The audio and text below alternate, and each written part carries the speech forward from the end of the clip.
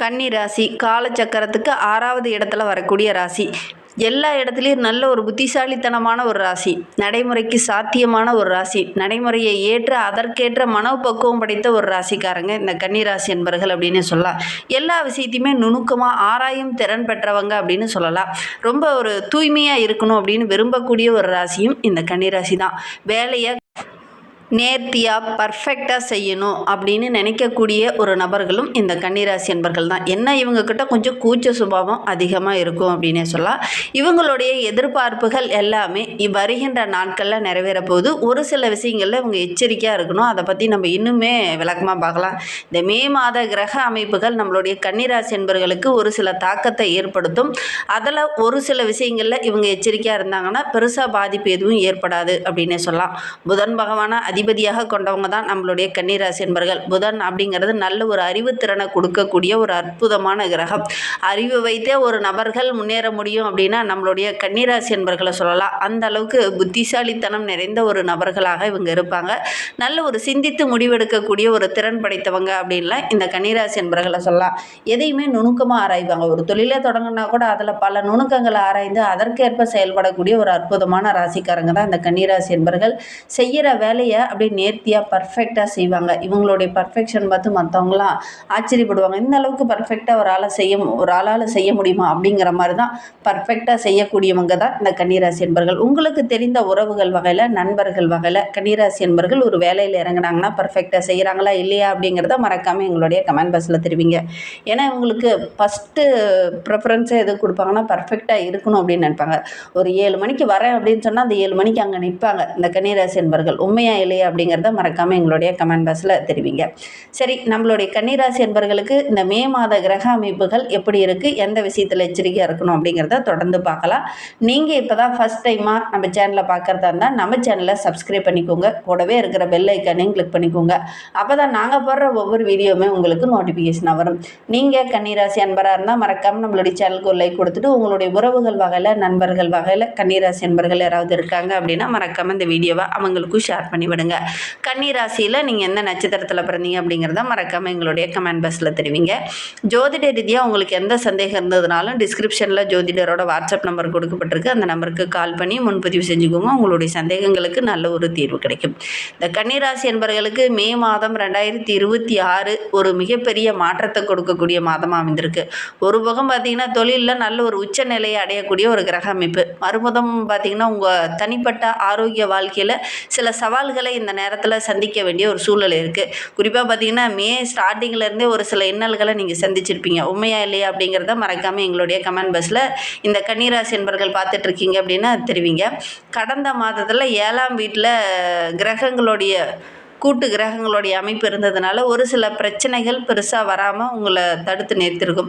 பெருசாக பாதிப்போ பிரச்சனையோ எதுவும் ஏற்பட்டிருக்காது. மே 11 அன்று செவ்வாய் அஷ்டமஸ்தானத்துலேயும் 8ஆம் வீட்டில் மேசத்தில் ஆட்சி பெற்று அமர்றதுனால ஆரோக்கிய ரீதியாக ஒரு சில தொந்தரவுகள் இந்த கன்னிராசி என்பர்களுக்கு வரும். அதனால் ஆரோக்கிய விஷயத்தில் இந்த கன்னிராசி என்பர்கள் இந்த மே மாதத்தில் கொஞ்சம் கவனமாக இருக்கணும்.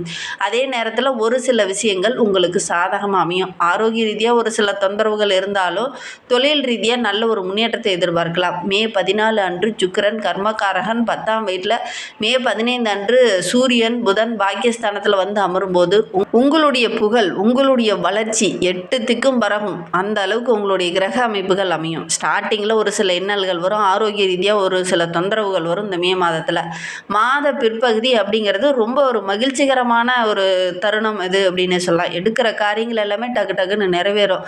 உங்களுடைய செயல்பாடுகளை பார்த்து மற்றவங்க ஆச்சரியப்படுவாங்க. அந்த அளவுக்கு உங்களுக்கு கிரக அமைப்புகள் ரொம்ப சாதகமாக இருக்குது அப்படின்னே சொல்லலாம். இந்த காலகட்ட கிரக அமைப்புகள் நம்மளுடைய கன்னிராசி என்பர்களுக்கு எப்படி இருக்குது அப்படிங்கிறத பார்க்கலாம்.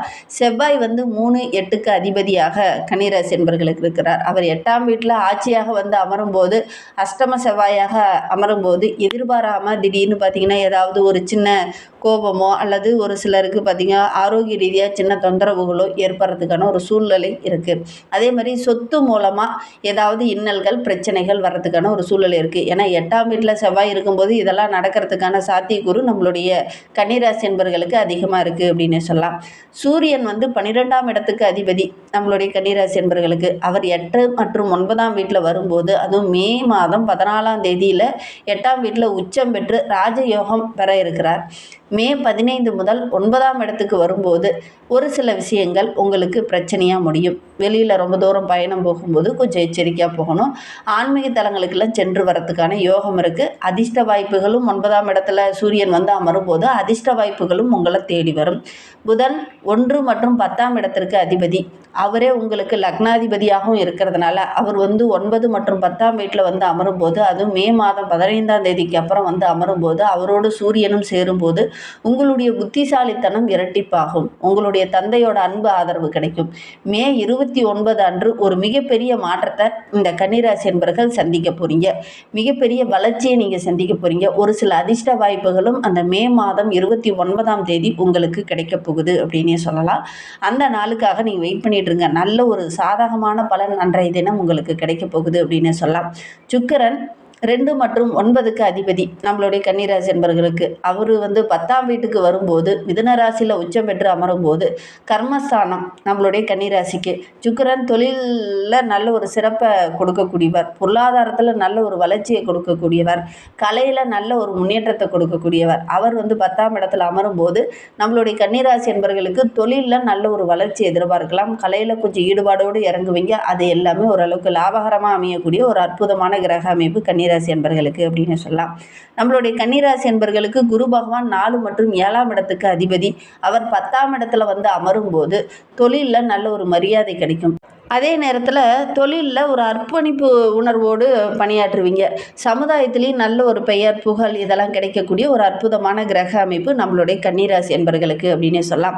சனி பகவான் 5 மற்றும் 6ஆம் இடத்துக்கு அதிபதி நம்மளுடைய கன்னிராசி என்பர்களுக்கு. அவர் 7ஆம் வீட்டில் மீன ராசியில் அமர்ந்த இந்த காலகட்டம் அப்படிங்கிறது வாழ்க்கை துணைக்கிட்ட கொஞ்சம் அனுசரணையாக இருங்க. தேவையில்லாத வாக்குவாதங்கள், பிரச்சனைகள், சண்டை சச்சரவுகள் இதெல்லாம் கொஞ்சம் வர்றதுக்கான சூழ்நிலை நம்மளுடைய கன்னிராசி என்பர்களுக்கு அமையும். இதெல்லாம் வருதா அப்படிங்கிறத மறக்காமல் எங்களுடைய கமெண்ட் பாக்ஸில் தெரிவிங்க. இது கண்டகச்சனி காலம். கிட்ட இருக்கிறவங்க உறவுகளை கூட தள்ளி வைக்கிற மாதிரி ஒரு சூழ்நிலையில் ஏற்படும்.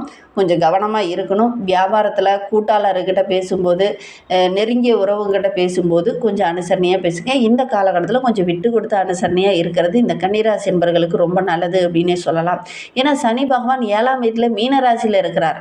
கடந்த ஓராண்டுகளாகவே சின்ன சின்ன குடும்பத்துக்குள்ளே சண்டை சச்சரவுகள் பிரச்சனைகள் இருக்கும். உண்மையா இல்லையா அப்படிங்கிறத இந்த கன்னிராசி என்பர்கள் இந்த வீடியோவை பார்த்துட்டு இருக்கீங்க அப்படின்னா மறக்காமல் எங்களுடைய கமெண்ட் பாக்ஸில் தெரிவிங்க.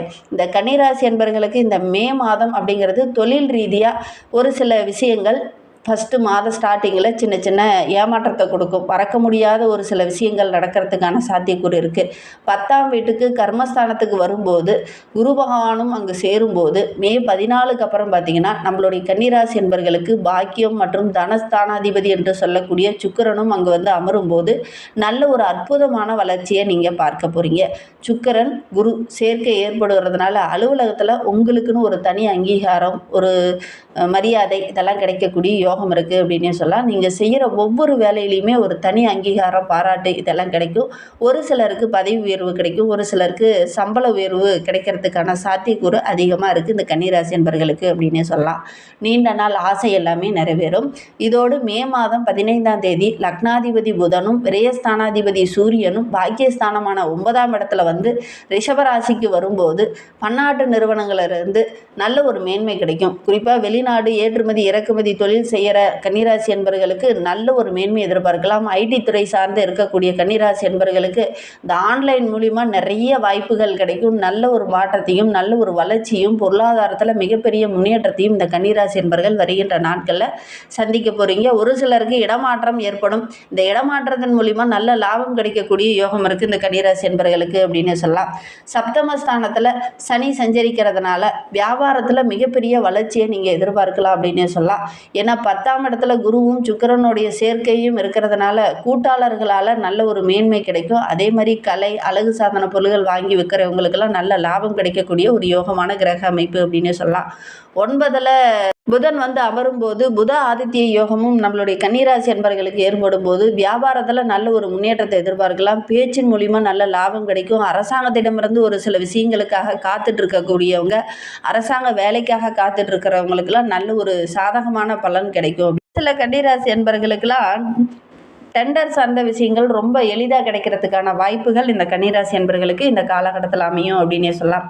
தனஸ்தானாதிபதி சுக்கிரன் ரொம்ப பலமாக கர்மஸ்தானத்தில் இருக்கிறதுனால தொழிலில் மிகப்பெரிய அபரிவிதமான வளர்ச்சியை வருகின்ற நாட்களில் இந்த கன்னிராசி என்பர்கள் சந்திக்க போகிறீங்க அப்படின்னு சொல்லலாம். ஆரோக்கிய விஷயத்தில் மட்டும் கொஞ்சம் கவனமாக இருந்துக்கோங்க. திடீர்னு ஏதாவது மருத்துவ செலவுகள் வரத்துக்கான ஒரு சூழ்நிலை இருக்குது அப்படின்னு சொல்லலாம். அஷ்டமஸ்தானத்தில் செவ்வாய் இருக்கிறதுனால அது தோஷம். அதனால கர்மஸ்தானத்தில் அங்கே வந்து அமரும்போது ஒரு சில இன்னல்களை சந்திக்க வேண்டிய ஒரு சூழ்நிலை இருக்குது. அதனால் இந்த கன்னிராசி என்பர்கள் அஷ்டமஸ்தானத்தில் செவ்வாய் இருக்கிறதுனால விபத்துகள், ஏதாவது காயம் ஏற்படுறதுக்கான ஒரு சூழ்நிலை, முன்கோபத்தால் ஒரு சில விபரீதங்கள் நடக்கிறதுக்கான ஒரு சூழ்நிலை இருக்குது. செவ்வாய்க்கிழமையில் சுப்பிரமணியரை போய் வழிபட்டுடுவாங்க. கண்டிப்பாக நல்ல மாற்றத்தை எதிர்பார்க்கலாம். ஹனுமானுக்கு சிவப்பு நிற மலர்களால் அர்ச்சனை செய்து வழிபட்டுடுவாங்க. சுந்தரகாண்டம் பாராயணம் செய்கிறது இந்த கன்னிராசி என்பவர்களுக்கு இந்த காலகட்டத்தில் ரொம்ப நல்லது. இதையும் செஞ்சு பாருங்கள். கண்டிப்பாக நல்ல ஒரு மேன்மையை நீங்கள் எதிர்பார்க்கலாம் அப்படின்னே சொல்லலாம். உங்களுடைய ராசி அதிபதி புதன் என்பதனால விஷ்ணு சமஸ்கார நாமத்தை வாங்கி படிச்சுட்டு வாங்க. உங்களுடைய லக்னாதிபதி புதன் ரொம்ப பலமாக இருந்தார் அப்படின்னா அவரும் அஷ்டமத்தில் இருக்கிறதுனால ஒரு சில இன்னல்கள் வரும். அதனால் முடிந்த அளவுக்கு புதன்கிழமையில் விஷ்ணு சகஸ்கர நாமத்தை வாங்கி டெய்லியுமே வீட்டில் பாராயணம் செஞ்சுட்டு வாங்க. கண்டிப்பாக நல்ல ஒரு மேன்மையை நீங்கள் எதிர்பார்க்கலாம். நம்பிக்கையோடு இதெல்லாம் செஞ்சு பாருங்கள். முடிந்தால் இரத்த தானம் செஞ்சுட்டு வாங்க. இந்த பிரச்சனைகளிலிருந்து நீங்கள் விடுவு பெறணும் அப்படின்னா யாருக்காவது முடிந்தால் இரத்த தானம் செய்யுங்க. கண்டிப்பாக நல்ல ஒரு மேன்மை எதிர்பார்க்கலாம். இந்த மாதிரி பயனுள்ள தகவலை நீங்கள் தொடர்ந்து கேட்கணும் அப்படின்னு நினச்சிங்கன்னா நம்ம சேனலை சப்ஸ்கிரைப் பண்ணிவிட்டு கூடவே இருக்கிற பெல் ஐக்கானையும் கிளிக் பண்ணிக்கோங்க. அப்போ தான் நாங்கள் போடுற ஒவ்வொரு வீடியோவுமே உங்களுக்கு நோட்டிஃபிகேஷனாக வரும். நீங்கள் கன்னிராசி அன்பராக இருந்தால் மறக்காமல் நம்மளுடைய சேனலுக்கு ஒரு லைக் கொடுத்துட்டு உங்களுடைய உறவுகள் வகையில், நண்பர்கள் வகையில் யாராவது கன்னிராசி அன்பர்கள் இருக்காங்க அப்படின்னா மறக்காமல் இந்த வீடியோவை அவங்களுக்கும் ஷேர் பண்ணிவிடுங்க.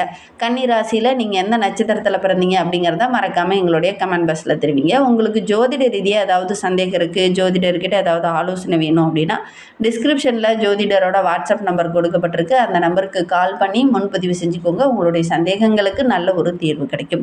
இந்த கன்னிராசி அன்பர்கள் இந்த பரிகாரங்கள்லாம் செய்யுங்க. இந்த காலகட்டத்தில் கொஞ்சம் கவனமாக இருங்க. ஆரோக்கிய விஷயத்தில் ரொம்ப கவனமாக இருங்க. எச்சரிக்கையாக இருக்கணும் அப்படின்னு சொன்னேன் இல்லையா, ஆரோக்கிய விஷயத்தில் ரொம்ப கவனமாக இருங்க. வீட்டில் முடிந்தால் கோமாதா பூஜை செய்யுங்க. பூஜை செய்கிறதுனால கண்டிப்பாக உங்களுடைய வாழ்க்கையில் உள்ள அந்த பிரச்சனைகள் ஓரளவுக்கு குறையும். செஞ்சு